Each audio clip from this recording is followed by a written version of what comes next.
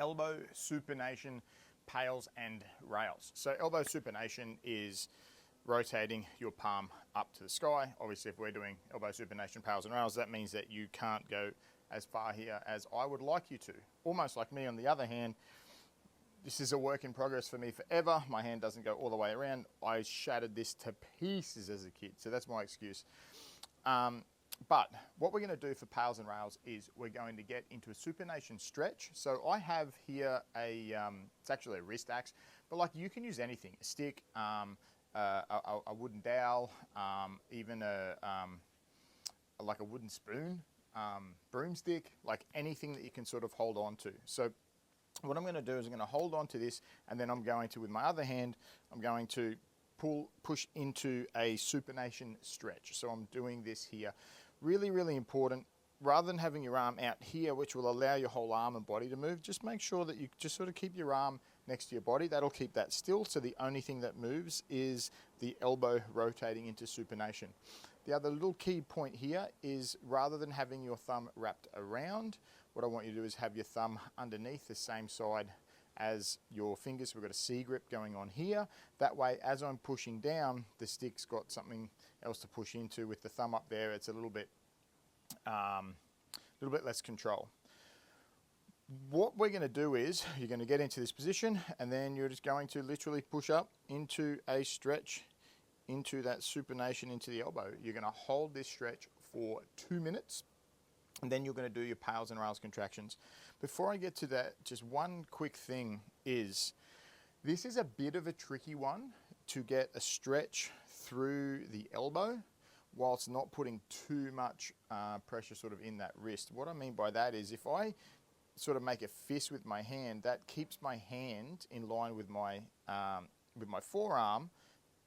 So now my wrist and forearm sort of stay at the same angle, but because I'm contracting that really hard, I can't not contract this, which is hard to get a stretch through the elbow.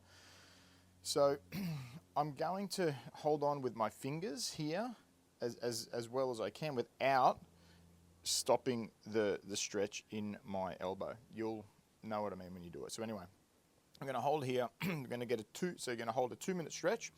Once that 2 minutes is up, you're going to do a PAILs contraction, then a rails contraction. The PAILs contraction is you trying to rotate back down into your hand. There won't be any movement. It's an isometric contraction. And then the rails contraction, will you be doing everything in your power to try to actually rotate further. Obviously it won't happen because you're at the end of your passive range. So here we go. I'm going to hold this. I'm in my stretch. Let's say I've been here for 2 minutes. Going to take a breath. Obviously a program is going to tell you what intensity to do it at. I'm going to do this at about 100% intensity so you can see at least what that looks like. So I'm going to take a big breath, brace my core, and then I'm going to start rotating down just at 20, 30, 40, 50. I'm going to ramp it up, 70, 80, 90. Now I'm doing everything I can to rotate this stick in my hand. 4, 3, 2, 1. Now I'm doing everything I can to rotate even further, trying to get this off my hand. Whew. Once that rep's done, just relax and then see if you can push into a bit more of a stretch. Obviously your intensities will be told to you in your program and the duration you're doing it with. Now, one of the things with this stick is, if you're using a stick, is, as I said, if you find it really difficult to do this without sort of hurting your wrist, what you can actually do instead of using a stick, and I used to do this when I first started, to be honest, is actually just use your hand on your wrist. So I'll just pop my hand underneath, wrap my fingers around here. So I've got my fingers there. So I've got I don't actually know what that little chubby part of my thumb here will sit on that bony part of my wrist, and then I'll wrap around here. So now I can actually, with this hand, I can actually pull into that stretch, and I'm kind of taking my the wrist sort of out of action. So I can do that, and now I try to rotate back and rotate that way. This works just as well, to be honest. It's whichever one you prefer will work. Now, I just want to show you one more thing, because you may get to this depending on your program and who you are, and what your goals are, not who you are. But what might happen here is I want to get to a point where I might wrap a band around this thing, put my foot through it. Don't judge me for the Crocs. So now what I'm doing here is,